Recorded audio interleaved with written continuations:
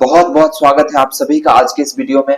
आपका जो पहला चैप्टर है यूरोप में राष्ट्रवाद, ये आपके लिए बहुत ही ज्यादा महत्वपूर्ण हो जाता है परीक्षा की दृष्टि से, क्योंकि परीक्षा में आप देखिएगा क्वेश्चन बैंक तो लगभग हर साल ही क्वेश्चन आता है इस चैप्टर से। और जो महत्वपूर्ण प्रश्न उत्तर है जो एग्जाम में कई बार आ चुका है, मैं उदाहरण के लिए कुछ वर्ष का नाम भी दिया हूं कि इस वर्ष ये पूछा गया था। ठीक है, सभी प्रश्नों को देखिए ध्यानपूर्वक, क्योंकि ये आपके लिए बहुत ही ज्यादा महत्वपूर्ण साबित होगा। और इस वीडियो से आपका कम से कम समझिए कि ऑब्जेक्टिव भी बहुत सारा आता है, तो ऑब्जेक्टिव भी आपको याद होते जाएगा मेरी बातों को सुनिएगा तो। और सब्जेक्टिव तो आएगा ही आएगा, लघु उत्तरीय और दीर्घ उत्तरीय दोनों आ सकता है, या कई बार तो कोई कोई एक तो जरूर आता है। ये चैप्टर बहुत ही ज्यादा आपके लिए महत्वपूर्ण है, तो ये समझिए आपके लिए 5-7 नंबर तो आराम से इस वीडियो में रखा हुआ है। हम तो बोलते हैं कि 10 नंबर। ठीक है, इतना महत्वपूर्ण वीडियो है ये, 7-8 नंबर तो आराम से, क्योंकि ऑब्जेक्टिव भी इस चैप्टर से आता है।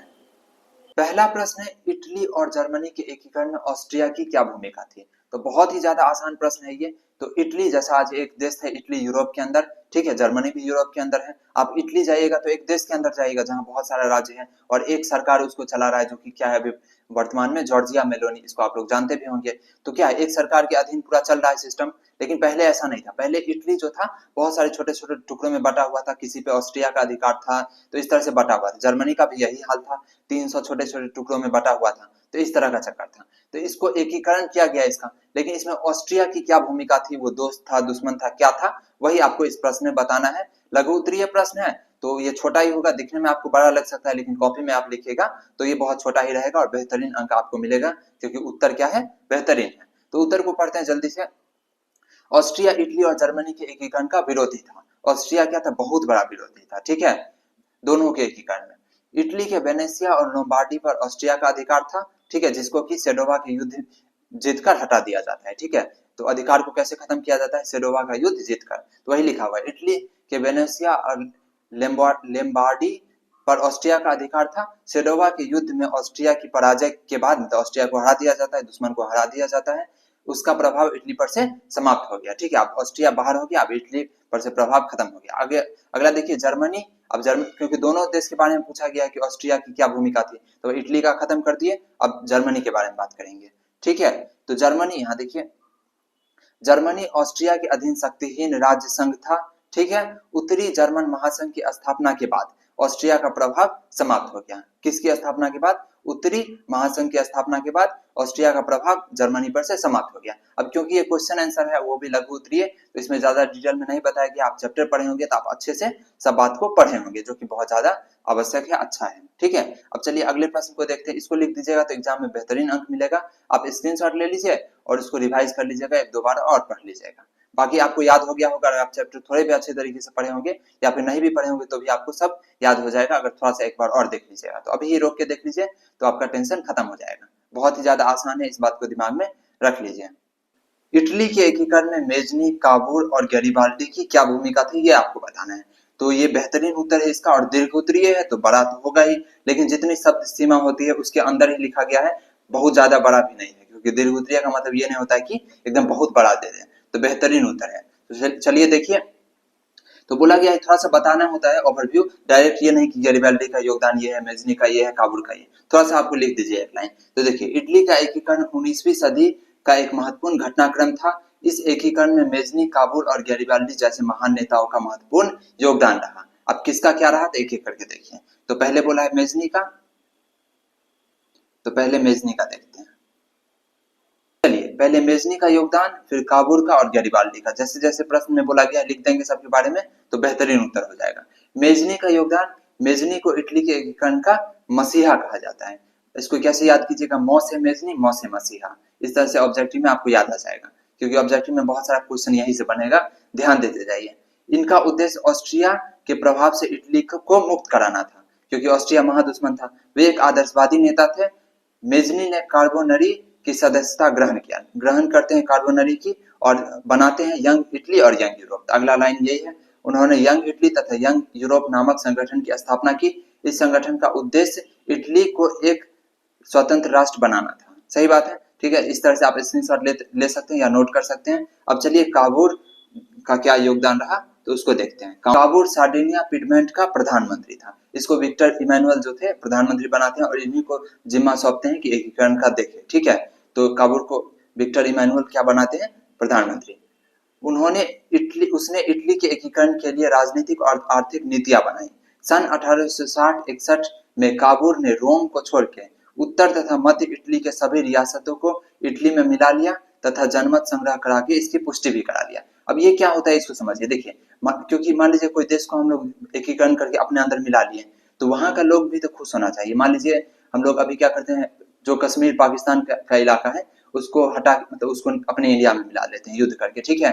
तो वो जो कश्मीर का जनता है जो पाकिस्तान में भी रह रहा है, उस वो भी तो खुश होना चाहिए कि हम इंडिया में आके खुश है। तो इसके लिए क्या करेंगे, जनमत संग्रह कराएंगे कि भाई तुम लोग खुश हो इस तरह से। तो कभी भी किसी दूसरे देश के जो अलग है अभी एक साथ नहीं रह रहा है उसको अपने अंदर मिलाएंगे, तो वहां जनमत संग्रह करा के ये दिखाएंगे दुनिया को कि हम इसको गुलाम नहीं बनाए हैं, इसको कब्जा नहीं रहे हैं, बल्कि इसको अपने देश का हिस्सा बनाए हैं और ये लोग भी क्या है, खुश है। तो यही चीज होता है जनमत संग्रह, ठीक है। तो बोल रहा है कि पढ़िए यहाँ पे सन 1860-61 में काबूल ने रोम को छोड़ के, मतलब रोम आपको पता ही होगा कि रोम क्या एक बेहतरीन शहर है, तो रोम को छोड़ के मध्य इटली के सभी रियासतों को अपने अंदर मिला लिया और जनमत संग्रह करा करके उसको दिखा भी दिया कि चलो ये लोग खुश हैं हमारे साथ, ठीक है। इटली में अभी रोम पड़ता है, अभी तो रोम भी इटली के अंदर ही आता है, ठीक है। रोम एक बहुत खूबसूरत शहर है। अब चलिए लास्ट में गैरिबाल्डी को देख लेते हैं और इस तरह से इस प्रश्न का उत्तर हो जाएगा।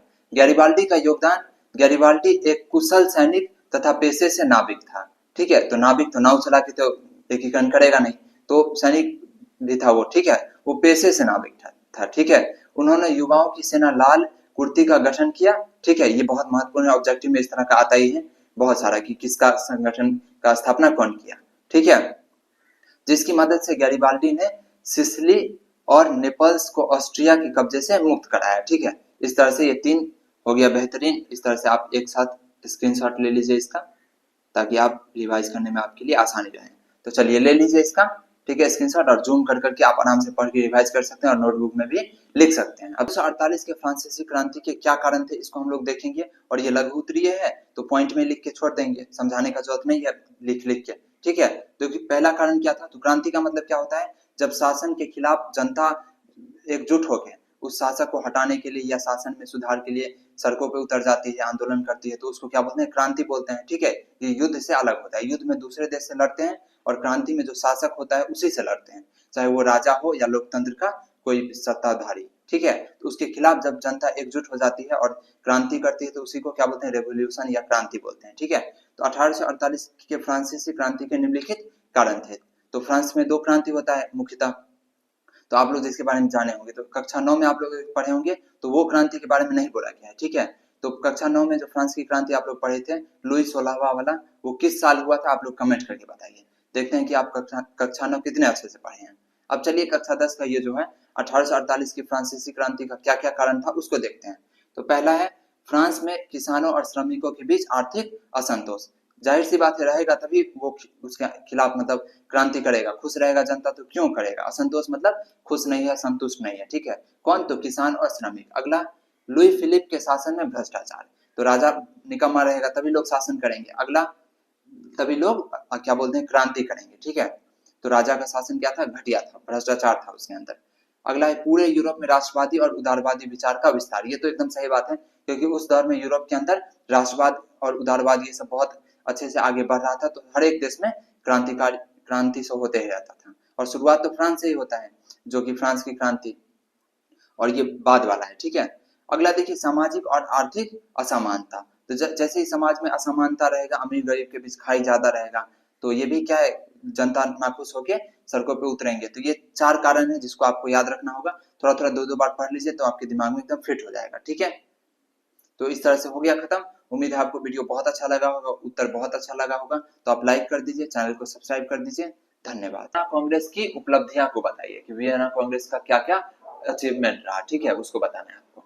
तो वियना कांग्रेस की 2 उपलब्धियां इस प्रकार से हैं, क्योंकि ये भी लघु उत्तरीय प्रश्न है तो इसमें पॉइंट में 1-2 करके लिख दिया गया, ठीक है। दीर्घ उत्तरीय रहता तो बड़ा रहता, और नोटबुक में लिखिएगा तो काफी छोटा रहेगा, ये स्क्रीन पे आपको बड़ा दिख सकता है, ठीक है। वियना कांग्रेस की 2 उपलब्धियां इस प्रकार से हैं। पहला है, वियना कांग्रेस सम्मेलन द्वारा नेपोलियन युग का अंत कर दिया गया, ठीक है। ये पहला उसका है कि नेपोलियन युग का अंत हो गया, किसके द्वारा, तो वियना सम्मेलन के द्वारा, ठीक है। दूसरा, नेपोलियन के द्वारा पैदा किया गया अशांति को पुनः वियना कांग्रेस के द्वारा शांति संतुलन स्थापित करने का प्रयास किया गया। तो दो चीज है कि पहला बात कि नेपोलियन युग का अंत किया गया और शांति संतुलन स्थापित किया गया। तो यही 2 पॉइंट है, ठीक है। आपको इस तरह से लिख देंगे तो बेहतरीन अंक आपको मिल जाएगा। तो इसका भी आप स्क्रीनशॉट ले लीजिए, ठीक है, आपके लिए अच्छा रहेगा। जर्मनी के एकीकरण की क्या क्या बाधाएं थी? तो जर्मनी का एकीकरण आप पढ़े होंगे जो 1871 में पूरा हो गया। आप लिख सकते हैं नोट्स, जो जरूरी चीज है क्योंकि ऑब्जेक्टिव में बहुत ज्यादा काम देगा आपका। तो 1871 में जर्मनी का एकीकरण हो गया, लेकिन उनमें बाधाएं क्या थी? अब देखिए आपको मैं याद करवा दूंगा। तो एकीकरण किसका होता है? जो चीज अलग है उसी का एकीकरण होगा। तो पहला पॉइंट आपको याद रखना है कि जर्मनी क्या था? टुकड़ों में बटा हुआ था। तो जर्मनी लगभग 300 छोटे छोटे राज्यों में बटा हुआ था, विभक्त था। तो इस बात को आपको याद रखना है। अलग था तभी तो उसको एक करके एकीकरण किया गया, एक देश बनाया गया। तो पहला पॉइंट क्या याद रखना है कि 300 छोटे छोटे राज्यों में वो जर्मनी बटा हुआ था। तो पहला पॉइंट यही दिक्कत था, बटा हुआ है तो दिक्कत है ना, 300 टुकड़े में, 300 छोटे छोटे राज्यों में। तो जितना ज्यादा बटा रहेगा उतना मुश्किल होगा उसको एक करने में, एकीकरण करने में। तो पहला दिक्कत ये था। अब दूसरा दिक्कत सांस्कृतिक, आर्थिक और सामाजिक भिन्नताएं, जो कि बहुत कॉमन बात है। आपके आसपास हमारे देश में देखिए इतना सारा राज्य है, तो सबका अलग अलग संस्कृति है। कोई राज्य अमीर है, कोई राज्य गरीब है, और सामाजिक भिन्नता भी है। किसी का समाज अलग तरीके से है, किसी का अलग तरीके से है। तो इस तरह से पहले भी था, जर्मनी में भी तो अलग अलग था, तो उसको एक करना थोड़ा मुश्किल है। अपने देश में क्या है? यूनिटी इन डाइवर्सिटी, यानी विविधता में एकता है। तो वो तो हमारे जो देश बनाने वाले हैं, जो आजादी होने के बाद हमारे राज्य को एक करके एक देश बनाए, तो उनके लिए भी ये चुनौती थी, और हर जगह ये होता है। तो दूसरा क्या था कि सांस्कृतिक और आर्थिक भिन्नता, कि सब अलग अलग तरीके से रह रहा है, किसी का कल्चर अलग है, किसी का आर्थिक, जो कि बहुत कॉमन बात है। तो 2 पॉइंट याद रखना है। पहले 300 छोटे छोटे राज्यों में बटा हुआ था, और सबका क्या था? मतलब सांस्कृतिक, आर्थिक और सामाजिक भिन्नताएं थी, जिसको एक करना थोड़ा मुश्किल काम था। तीसरा पॉइंट है ऑस्ट्रिया और प्रसा का विरोध। तो कोई ना कोई दुश्मन रहेगा, बिना दुश्मन के काम कैसे चलेगा? तो तीसरा पॉइंट है कि ऑस्ट्रिया और फ्रांस का विरोध। आपको पता होगा कि 3 युद्ध लड़ा जाता है प्रसा के नेतृत्व में, जो महत्वपूर्ण युद्ध था, जिसमें ऑस्ट्रिया के साथ लड़ा गया, फ्रांस के साथ लड़ा गया और डेनमार्क के साथ भी लड़ा गया। तो इस तरह से युद्ध लड़ा गया, जो कि प्रसा के नेतृत्व में हुआ था, जो कि बिस्मार्क उसका चांसलर था। तो ये सब आपको याद रखना है। लिख भी सकते हैं आप, नहीं तो कैप्शन जो सीसी करके होता है, कैप्शन नहीं, सबटाइटल जो भी है, उसको ऑन कर लीजिएगा ना, तो लिखाने लगेगा मेरा बात जो हम बोल रहे हैं। तो उसका आप स्क्रीनशॉट ले सकते हैं और बाद में उसको नोट कर लीजिएगा, तो वो भी आपके लिए रहेगा अगर आपके पास नोटबुक अभी नहीं है तो, ठीक है। और लास्ट पॉइंट है, चलिए, और आखिरी पॉइंट है, सभी जर्मन लोगों में राष्ट्रीय एकता का अभाव। अब राष्ट्रीय एकता रहता तो खुद ही सब एक हो जाता, अभाव था तभी तो नहीं हो पाया। तो बस 4 पॉइंट आपके लिए बहुत है, 3 भी लिख दीजिएगा तो काफी है। और इसके मतलब 3-4 तो लिखना ही पड़ेगा। 2 नंबर वाला प्रश्न है तो 3 लिख दीजिएगा, काफी हो जाएगा। तो एक एक्स्ट्रा है। तो सबसे पहले 300 छोटे छोटे राज्यों में बटा हुआ था, सबका अलग अलग संस्कृति था, अलग अलग सामाजिक भिन्नता था। इस तरह से आपको लिख देना है। दूसरा पॉइंट रखना नहीं है, आपको समझना है। तीसरा ऑस्ट्रिया और फ्रांस का विरोध था, और चौथा था कि राष्ट्रीय एकता का भावना का नहीं होना, ठीक है। तो ये बस 4 पॉइंट है जिसको याद रख लेना है, ठीक है। और जर्मनी का एकीकरण कब हुआ था? 1871 में हुआ था। ये डेट याद रख लीजिए। प्रसा के नेतृत्व में हुआ था, बिस्मार्क उसका चांसलर था, और भी बहुत लोगों का योगदान था, जो कि आप चैप्टर में पढ़े होंगे। आप